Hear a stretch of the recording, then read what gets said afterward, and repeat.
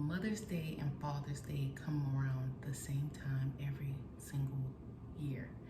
And with that occurrence of that holiday coming up, the debate of whether a single mother should be recognized on Father's Day always is sparked.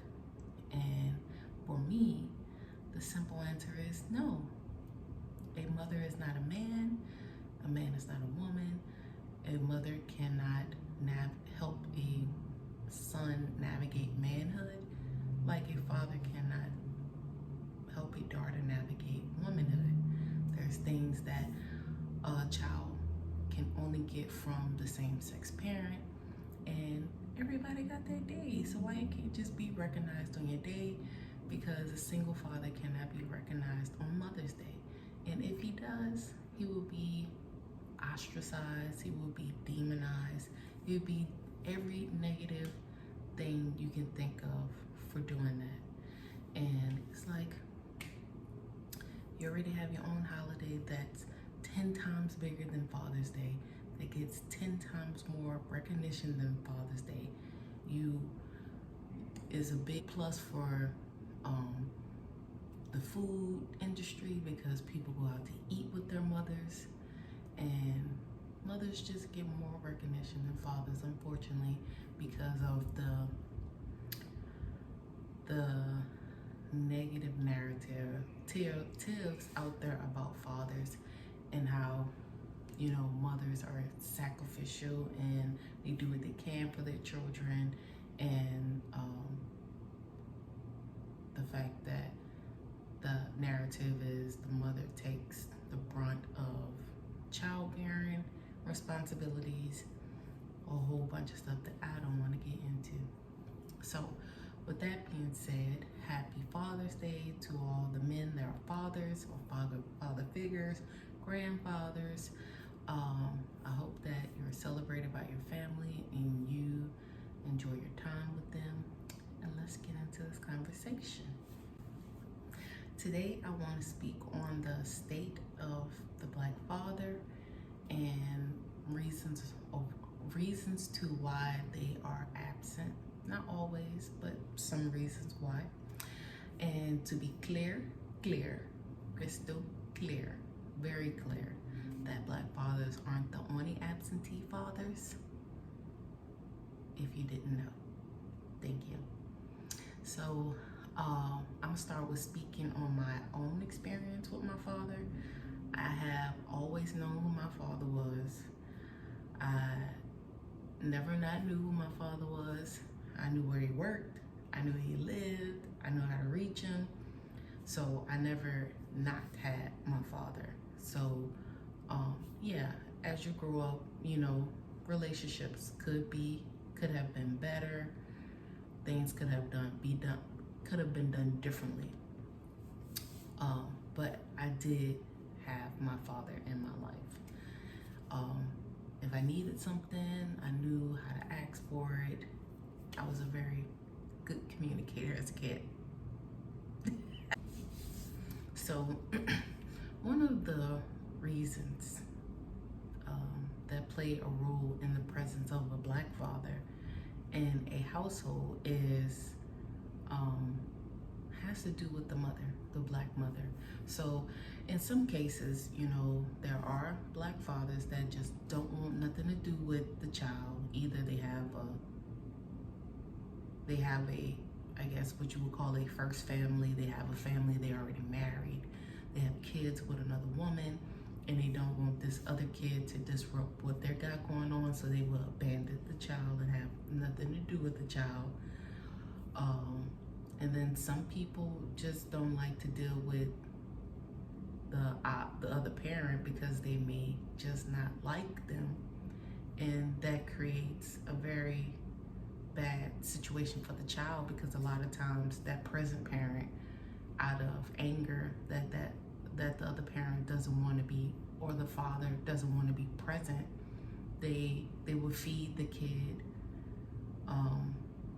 different things. So like if they just don't like each other, they'll feel like, well, your daddy don't really love you, and things like that, that fuel the child to like hate the father without even knowing what is factual or not.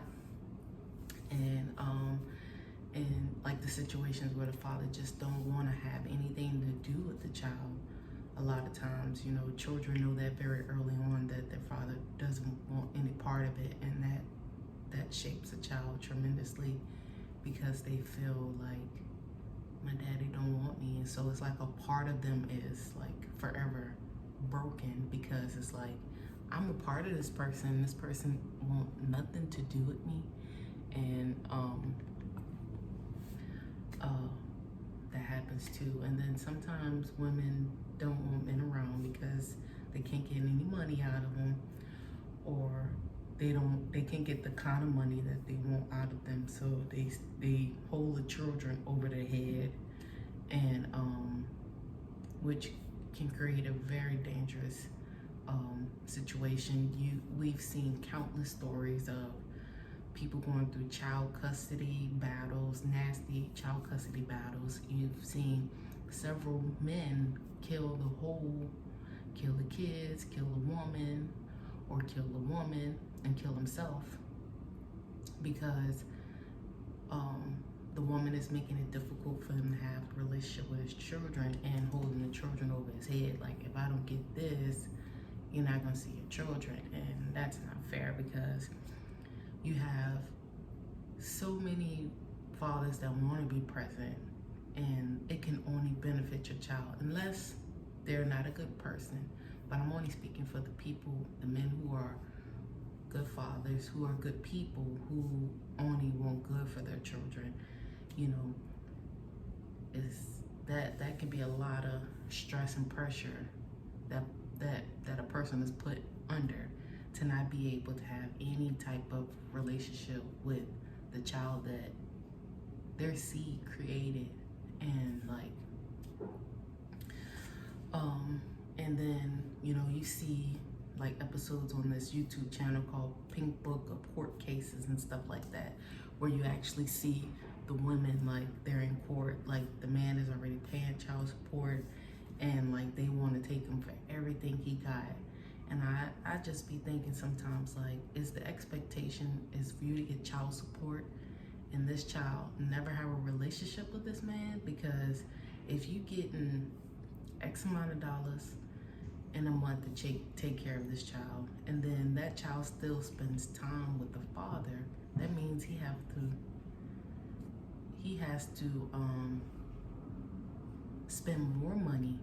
So when that child or children is with him, he have to be able to house them, he has to be able to feed them, he has to be able to clothe them. Because I've heard of some women doing that, like when they send them by their father, they send them with no clothes, so it forces the father to buy them clothes.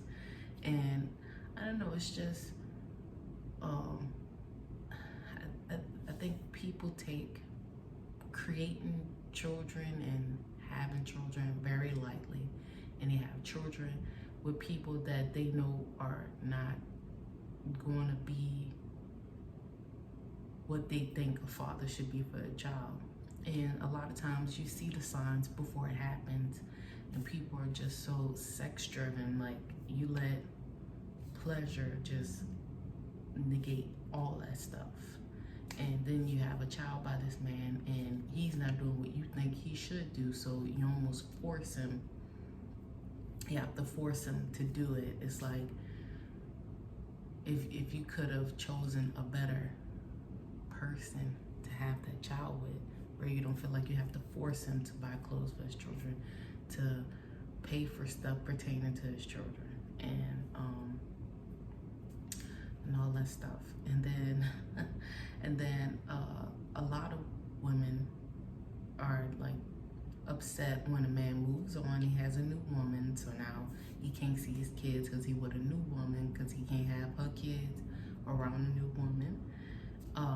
And then just the state of their relationship period, they may not be any people that can come together and have any semblance of a relationship, even if it's for the sake of the kids, and that ultimately makes it bad for the children. And children see everything, they're very smart, they they catch on to stuff way faster, and they carry that stuff on into their adulthood, and they feel like this is a way a woman should be. A woman should raise her kids by herself. A woman should not have to have a man to raise a child with. And that's the total opposite. Like, a mother and father equally plays a role in that child's life. Hence, you cannot have a child without sperm and an egg. So it's like certain things that happen in life, the reason why there's two parts is a reason. It's not just because, oh, I want this baby, so I just need to get somebody's sperm, or I want this baby, so I just need to get somebody's egg. Like, it's a reason why it takes two to tango. Like, you know, the Most High didn't design people just to procreate. Like, there's supposed to be family units and things where, as a unit, you have a bigger impact and a bigger chance for change in this world, versus if you are doing it all by yourself and don't have anybody to lean on to share the responsibilities to with. And then another reason for the state of the black father is child support. So you do have a lot of fathers or daddies, or like what they're like to call sperm donors. You have a lot of people that are put on child support. The ideal from day one is, if you don't do this, I'm putting him on child support. But it creates such a vicious cycle. So say if he isn't giving you any money, and you put him on child support, and then they base it off of whatever the government has determined the percentage based on the gross income every year. So yeah, say you get that money, and then say he can't pay it, and then now he's gonna get incarcerated eventually at some point if he doesn't pay it. And it just kind of creates like a vicious cycle where, you know, maybe he could have just chose a better mate, I guess. I don't know. But I think child support,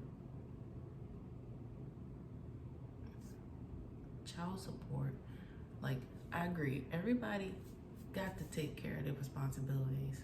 No child asked to come here.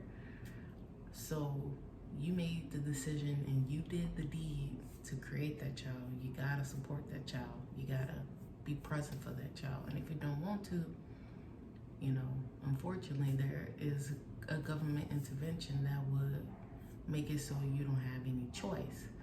So I'm not speaking to people who don't want to take care of their children. I'm speaking to people who, like men who do want to take care of their children, where there could have been some off-the-table agreement where you could have had your own contract drafted up saying that, hey, I agree to give you X amount of dollars on X day for X amount of years. You both could have signed it, and that would have, you know, it would have stood up. So if he doesn't pay it, you know, you have grounds to challenge it because it was a legal agreement.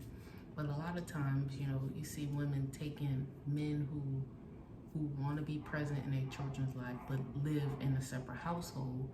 You see them take them in for everything they got. And when they fall on hard times and they lose their job, they end up getting back child support. And then they get thrown in jail for back child support when they may have fallen on a real bad time. It's like, some of these mothers in the government definitely don't care, because it essentially creates revenue for them. So if a father is unable to pay child support, we're gonna get that money back in jail time, essentially, because as we know, the prison jail system is a very lucrative business, and the more people in there, the more money they make. So child support is another reason for absentee fathers, because then you have fathers too that will never sign a birth certificate.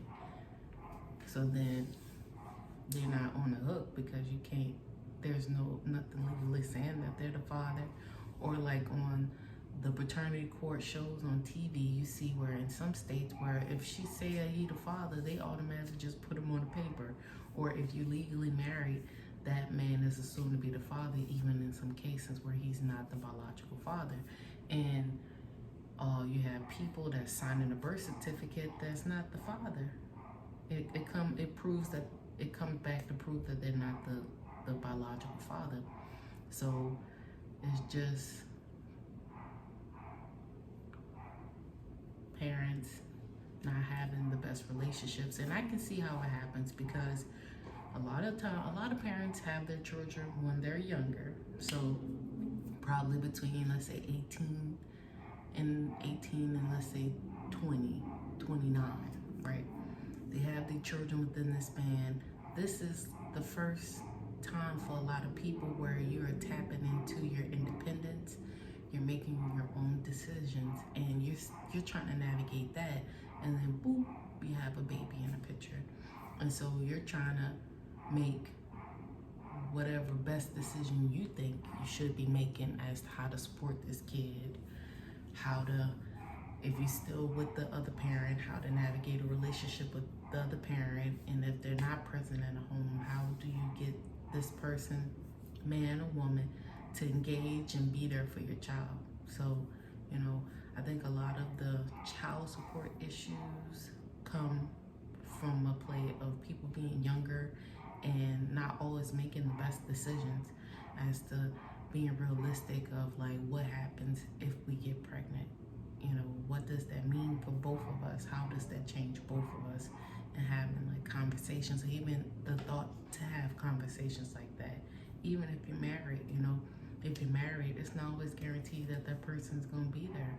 Because that person, it has happened. Men have left their families,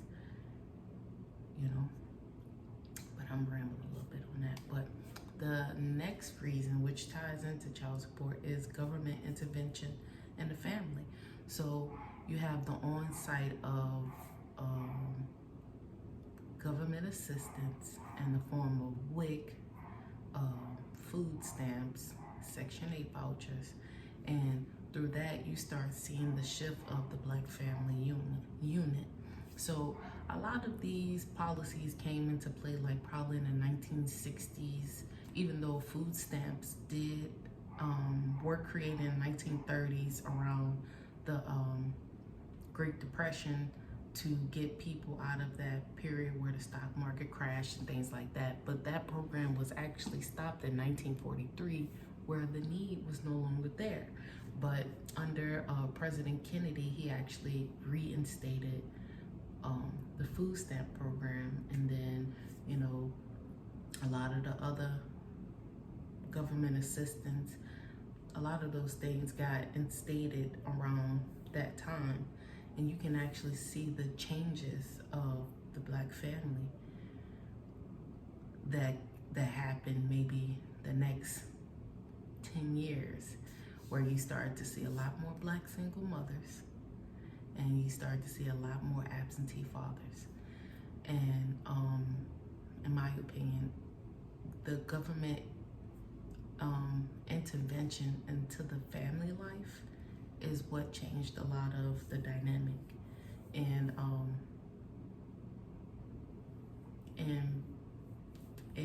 fathers, I'm gonna say Black fathers being present, because now if a woman got on received the Section 8 voucher or any government assistance such as food stamps, that man could not be present. I don't know if they still do it, but when you have a Section 8 voucher, they will pop up and do a visit, and they would check whoever's in that house, and if a man is in that house, they're taking the voucher. So what my theory on what happened is, especially after World War II, you had a lot of Black men come back here as veterans that had fought in the war, but they didn't get the benefit of their service. They didn't get the GI Bill that a lot of their white counterparts got, and a lot of the benefits from the war that would have set them and their families up. So, you know, you most likely you had women making a choice like, I have this man, he's come back from this war, and a lot of times, you know, a lot of men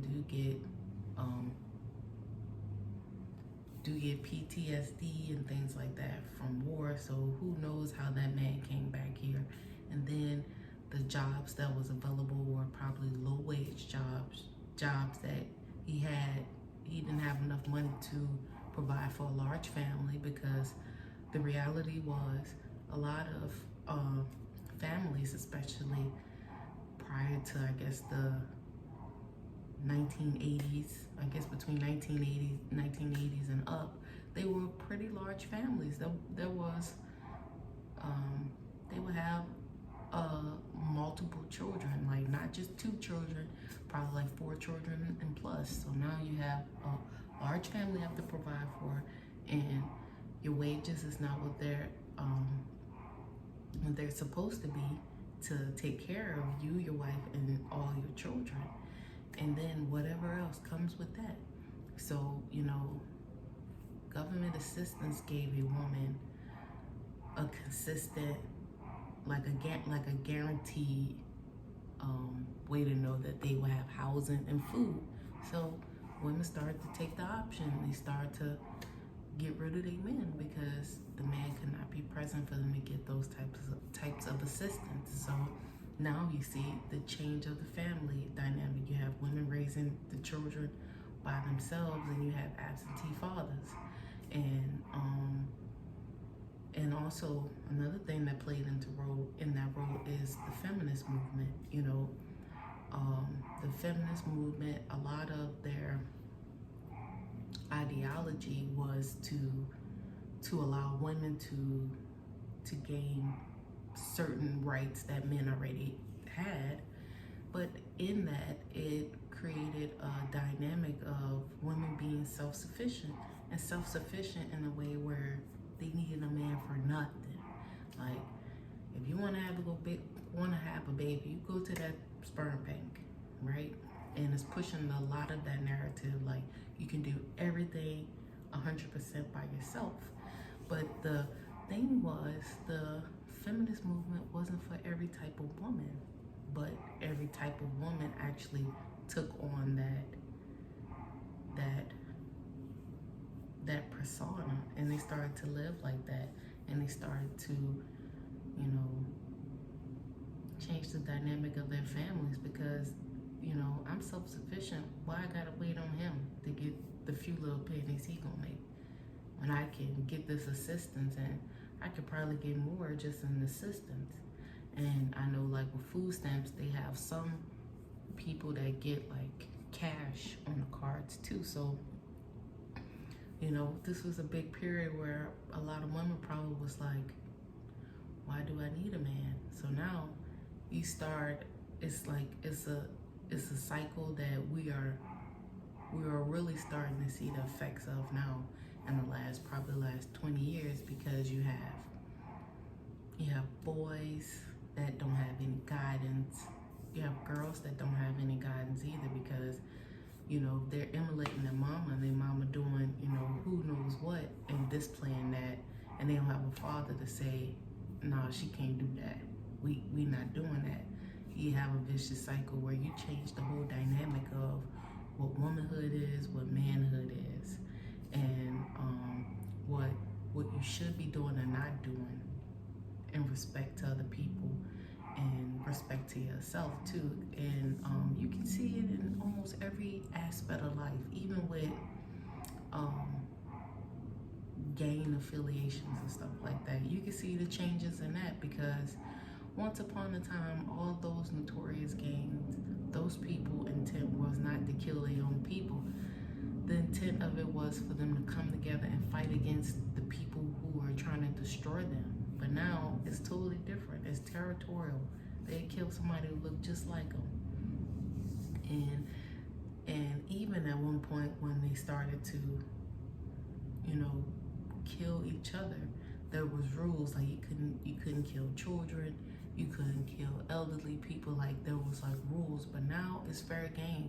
Anybody can get killed, and it just shows you of how the destruction, especially of the Black family unit, has really changed how Black people are as a whole. We're a very divided people. You can't even get your family members to agree on something that's going to benefit the whole family.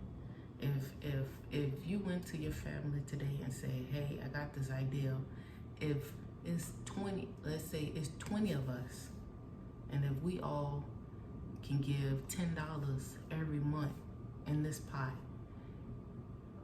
and create a trust or whatever, if we can do this, put money in this pot, $200 with all of us putting $10, or even if it's 40 of y'all, $5 a month. If everybody can commit to $5 and everybody give that $5, that's $200 we got in a month. Or if we do it every 2 weeks, that's $400 we got in a month. And then with that money, we can start investing in property. We can start investing in our experiences as families and taking trips and having the money to take trips and doing all types of things. But you can't even get your family to agree on one thing, because it'll be somebody like, oh, I'm not doing that. I'm gonna keep my little $10. I need my little $10. But they missed the whole point of like, what's the bigger picture? Like, do you want your grandchildren or your children to have the exact same life experience as you? Do you not want them to elevate at all? And if you can't even get your own family to get on board, just imagine it's even harder to get somebody you see walking up the street to come together and do something. It's just so much mistrust among Black people with like, well, if we giving our money, who got control over the money? Because I don't want nobody taking out my money and stuff like that, because it's just so much distrust, so much division, where, now we're really seeing the state of that union being broken down, how it shows up now, because nobody in this time could do anything even remotely to what they did, like in Montgomery, Alabama, with the bus boycott. If it came today and we had to do a bus boycott, that would never work, because it'd be somebody saying, oh, I gotta get to work, I'm gonna take that bus, I ain't walking, I ain't waiting on no ride from nobody, or somebody who got a car, I ain't giving all them people no ride, crazy, right? And then you have things like a loss of respect for yourself too. You see it like in music and all on social media. Men don't have respect for themselves and women don't have respect for themselves. And I'm talking about Black people. I'm not speaking for nobody else, because I can't speak for nobody else, right? But you see how they exploit themselves, how in the music the men talk about killing each other, or if I see him, I'ma get him, or talking about all the women that they have and things like that, and women, how they're display their bodies just so freely for money, and to have this type of lifestyle, where it comes at the cost of themselves. So that is a representation of that breakdown too, and how and some of the reasons for the state of the Black father, because if you don't respect yourself, you ain't gonna respect nobody else.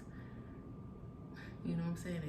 If you don't walk in a world with the respect of yourself, you definitely not gonna have any value for anything or anybody else. And then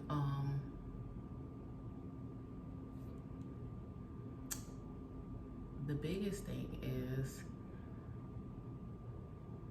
choosing wisely who you decide to have children with.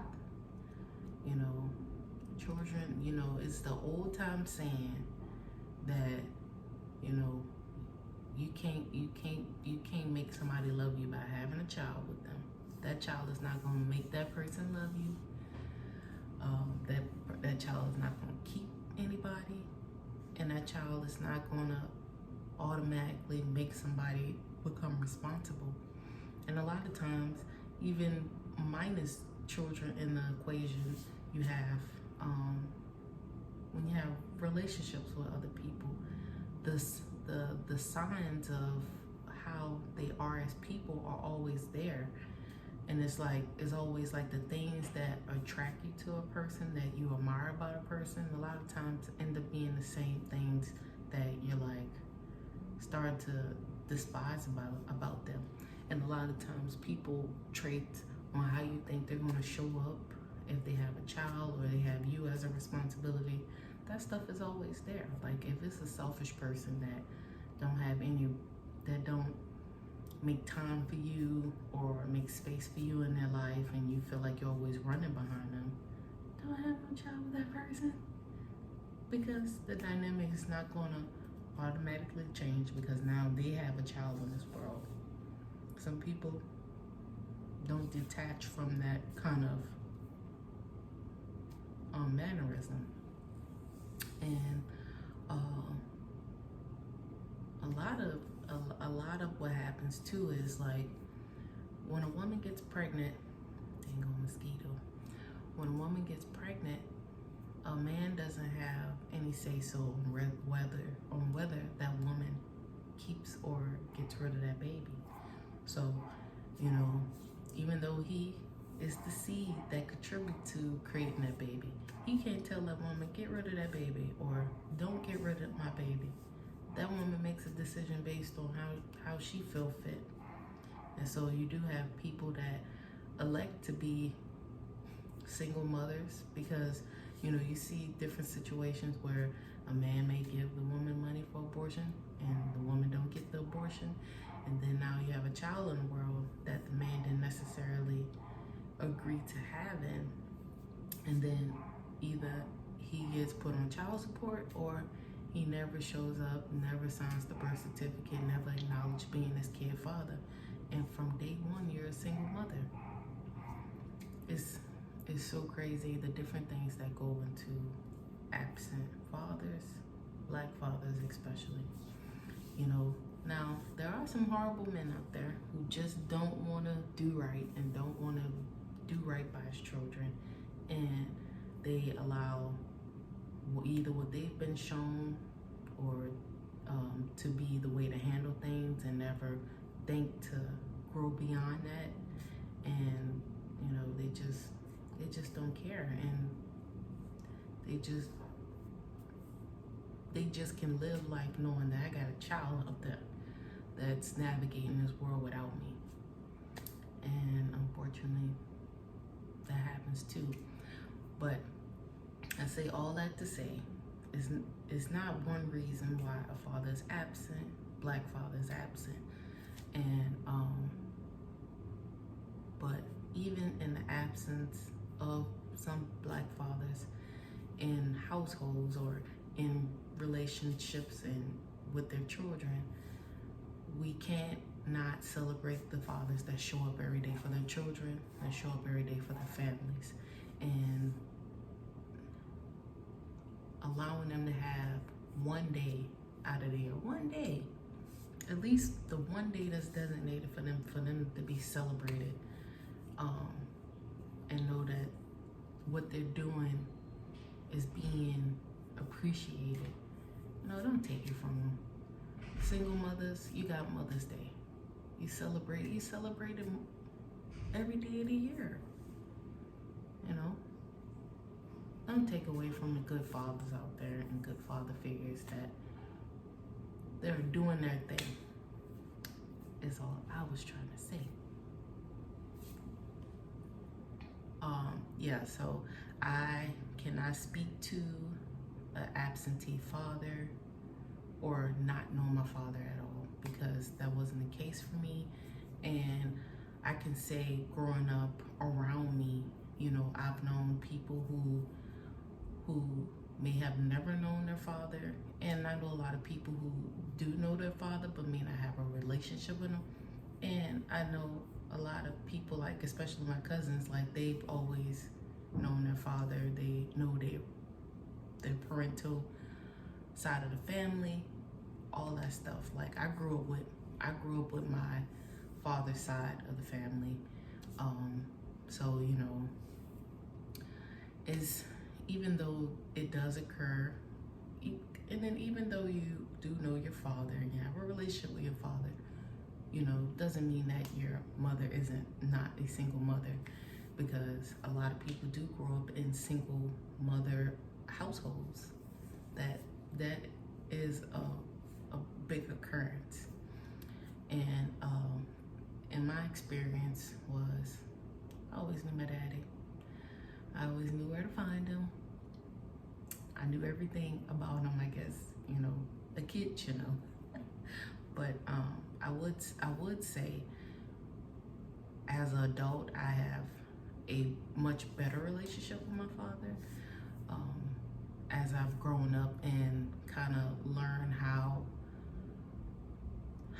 old they were at the time, and how they were still, how he was still navigating things in his personal life, just him being a man, and realizing that sometimes people don't make the best decision at the time, and there is sometimes reason behind that, and as a kid you may not understand like why, you know, why. And as an adult, I'm getting a lot of those answers, and what super close relationship we didn't have when I was a little girl, we're having that as an adult. And I think that's pretty cool, that even though it may have not started off in the ideal way for me, that as an adult I get to have more of an influence on how it goes too. So, you know, say if, you know, as a parent, it was just the parent having to make the effort, because as a kid it's like, I don't have a vehicle, I can't just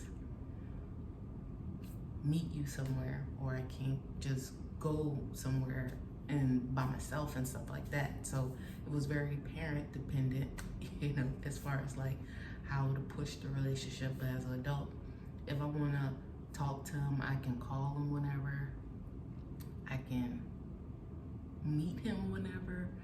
If I want to see him, I know he live, you know what I'm saying? It's just more like